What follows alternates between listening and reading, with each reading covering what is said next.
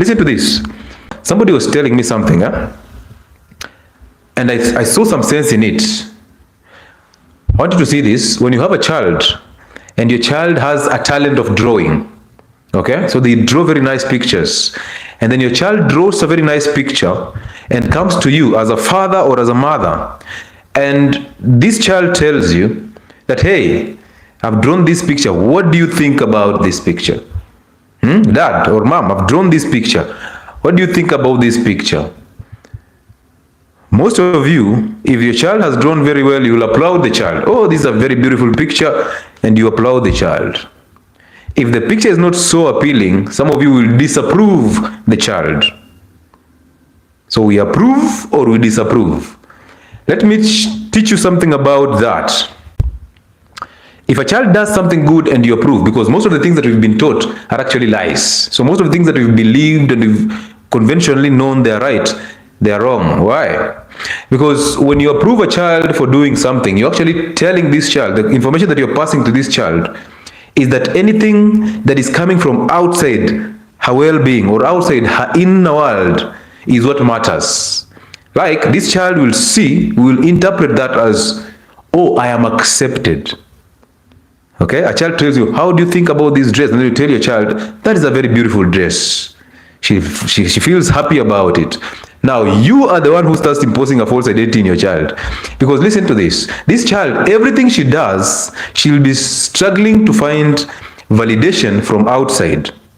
Now, you're doing it innocently, knowing that, oh, you know what, she has drawn a big picture and she needs to be applauded. Which is okay, because that's what you were taught. But as you do that, you are telling this child that everything she does has to be approved by the external world. So therefore, her opinion or his opinion does not matter. If you disapprove it, the same thing happens. So you shut him or her down by disapproving what she has done. So she feels bad about it. That is where fake identity starts. Because look at it this way. The reality is, this child drew this picture from within her or from within him. So if your child comes to you and asks you, father or mother, what do you think about this picture? Or what do you think about this dress? Or what do you think about these results? The best answer should be, how do you feel about that dress? How do you feel about those results? How do you feel about this drawing? And the child responds, I feel good about it. And then you tell her, that is what matters. And then you applaud. Hello? Most of us, if you come top on class, you actually made the family favorite. That's where they started messing you up. So children, they understand, they learn by observation and imitation. That is one. And number two, they learn by the approval and the disapproval that is coming from external factors. And apparently, every child believes what the parent says. That's why they ask you these questions, and whether they are valid questions or invalid questions, you will have to answer anyway. So when she asks you something about her dress, please tell her, how do you feel about how you're dressed? If she says she feels comfortable, you applaud and you tell her the dress is looking nice on you. Okay? So your view is secondary to how her internal world is dictating. If you don't like the dress, and then she says she likes the dress, what do? You tell her, oh, this dress is nice, however, it is short. So next time, do a long dress. Now, this is to the ladies who keep on showing us thighs all over. A time is coming when men will not be interested in looking at thighs and making the judgments. And I believe that time is nearer, because we are fixing identities here. I realize we have so many weak men, we call them beta males, and then we have so many angry women. Why? Because women are angry that men are unable to step up. That is true. So women have decided that now something else can actually help us market ourselves out there. And you've seen every woman nowadays, thighs are the key thing. You go on the internet, you walk in the streets, every woman's thighs is outside. By the time you're going to give a man what you have, it's not a surprise anymore. It's just obvious. And we've actually made sex so available. I want you to see the life that goes on in campus. In campus, a guy breaks up with a lady now. The next minute, this guy is in bed with another lady, possibly a friend to this other lady. So therefore, sex has lost meaning. We don't have standards. We have all these false identities. And most men who do this, they hate their mothers so bad because their mothers input their identities in them. So there are many images of their own mothers. Now they hate their mothers, and through that hatred, they hate other women. So they don't see need to actually step up as men and take care of women. They don't see need to get children in wedlock because they don't care. Their aim is aimless ejaculation. And as they do that, they end up hurting other people around them. But you see, when somebody hurts you, I want you to realize that when somebody hurts you, it's not them who hurt you, it's your expectations of them that actually hurt you. And you need to understand that you are so complete and adequate that no words from anybody can hurt you. Imagine that. And most of us are in a realization journey. For example, all of us have always known one way of leading a life, a way that we were taught by our parents, and then we went to schools, and schools brought us a different identity, and then we were introduced to church, and then churches taught us a different identity. Some of us even go to church without even a Bible. We have a Bible on the phone, an online Bible. And then for Christians, that is. And then you're relying on somebody to actually interpret the Bible for you. Don't you have a brain? You're relying for somebody to make 5 different chapters from different books in a Bible and then make a summary of that and then preach it to you. When you come out of that church, you're saying, oh, I am so blessed. So they have actually sold you hope. But realize this, even your pastor, when they get sick, they go to hospital. Even your pastor, when he gets sick, he goes, or she gets sick, she goes to hospital. So what makes you think that your sickness will be healed by somebody laying a hand on you? What makes you think that? What makes you think you're so weak that you need somebody else to intervene between you and God? What makes you think that?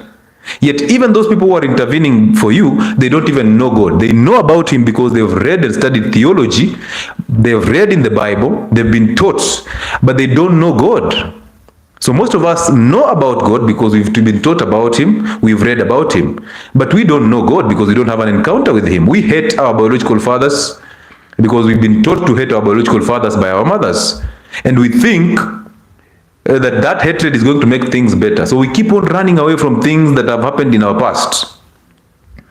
We think we are running away from things that happened in our past, and by default, we end up attracting what we are running away from. That is one thing that is actually affecting most of us. And life is divided into only 2 things. There is just, when you get to the spiritual level of life, there are 2 things involved. One side is the good, one side is the evil. Now, you've heard about people saying, you know, this guy lives a double life and all that. Have you heard that? Do you know? Can somebody tell me what a double life is? Possibly you've heard somebody saying, oh, you know what? This guy lives a double life. Oh, this lady lives a double life. Oh, I can't live a double life. What do you think that double life is? Because ideally, there's only 2 sides of the story. You're either of the evil or the good. You're either doing the wrong or the right. So it's just that. Good, evil, wrong or right. When you have that in mind, you will simply know everything that you're doing is because of the identity that is actually inhabiting you. It's the identity that is inside you. Just know that. So anything you're doing is because either you identify with evil or you identify with right. So there's no way you can lead a double life. There is no way good and evil can sit in the same heart. And that's the reason why I tell you guys that love and anger cannot sit in the same heart. But radical Christians will come and tell me, you know what, I sin because I am human. So you're actually defending the nature of evil, your evilness, by saying, you know, I sin because I'm human. You know, the Bible says we are human. We are only human. Listen. Listen, choose you. Choose the side, because when you choose the side of evil, you inhabit the spirit of the devil or the spirit of bad. Therefore, that spirit reveals to you what to do. So remember, this body is just a vessel. It does what the spirit inside it dictates. So when you have the spirit of evil, everything you do will be evil. There is no way you can have anger and love people. There is no way you can hate gay people and think and think you're a righteous person just because you hate gay people. Oh, you know, I'm a Christian. The Bible says we should not be gay. We should not drink alcohol. There is no way you can hate them and still be good, because you cannot love people and hate others. You either love people or you hate people. It's that simple. And apparently that love that you always carry, or that hate that you always carry, is an illusion. It's all here. Most of us live in our imagination, living in the future, in the past that we don't even have, thinking we love people, but yet we cannot love anybody, because God is the one who dictates, who actually gives love to you. So how can you love people when you don't have love? When you don't know God? If you know God, you have love, you act according to love. When you know evil, you have evil, you act according to evil. So most of you say, oh, I love my husband. Oh, I love my wife. You don't. It's a trip for the ego. Everybody's on an ego trip.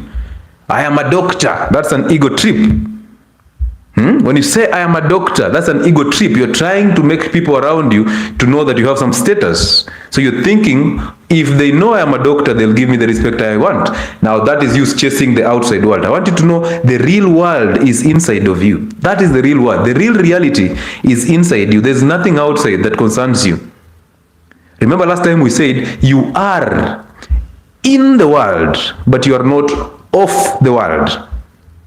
You are in the world, but you're not of the world. Some of the diseases that you people present, diabetes, hypertension, mental health problems, some of the diseases that you people present are actually things that you are thinking about and you become. And I told you, and I'll repeat, every single thought in your head is evil and is a lie. Apart from thoughts that are called practical thoughts, that we are having this conversation, that is a practical thought. That I'm building a house, practical thought. I'm driving to work, I'm fasting, that is a practical thought. But anything that involves the future or anything that involves the past, which actually 98% is what you're thinking of, is a problem. And you realize your father, the devil, lies to you through those thoughts. He excites you through those thoughts and then depresses you through the same thoughts. He lies to you that you are a very smart person, and then he tells you you are the most dumb person. So he plays with the emotions all the time. Plays with the emotions all the time. Next time you're feeling good, next time you're feeling bad. And the real world is inside you. Nothing outside can actually upset you. That's why I tell you, if somebody gets you angry, it's none of their problem. They're just living their life. It is you who has anger inside of you. So you identify with the spirit of evil, you portray anger, and then somebody triggers that anger, and boom, you're bursting. And now you blame the same people for your own problems. Because if you have a spirit of anger, you don't have love. You're just thinking of destroying. Ron is saying, Mimi kwanza overthinking inanimaliza. Yes, this is the nature of evil. And you see, when the nature of evil is inside you, the devil lies to your mind that this is overthinking. Okay, this is overthinking. So the devil lies through your overthinking. That is you trying to sugarcoat the spirit of evil. And when you sugarcoat the spirit of evil, he lives, or it lives inside you. So you're actually making a home for it. It doesn't like you being stable, because I'm looking at people who, when somebody tells you you are beautiful, or you're strong, or your physique is good, you say thank you and you move. No emotions. When somebody says tells you you are so dumb, you're very ugly, you have a big nose, you already know that. You simply laugh and move, and you say thank you and move. And most of the things that we do, we need to be forgiven for. And this live, these Identity Fridays are intentionally designed to fix human suffering through the spiritual aspect of life. Okay? Because most of us are just on an ego trip. People get married because they think in marriage they'll get access of sex, free and easy access to sex. They get there, they get access to sex, and now erectile dysfunction is coming in. And now they judge themselves for not having an erection. That becomes a problem.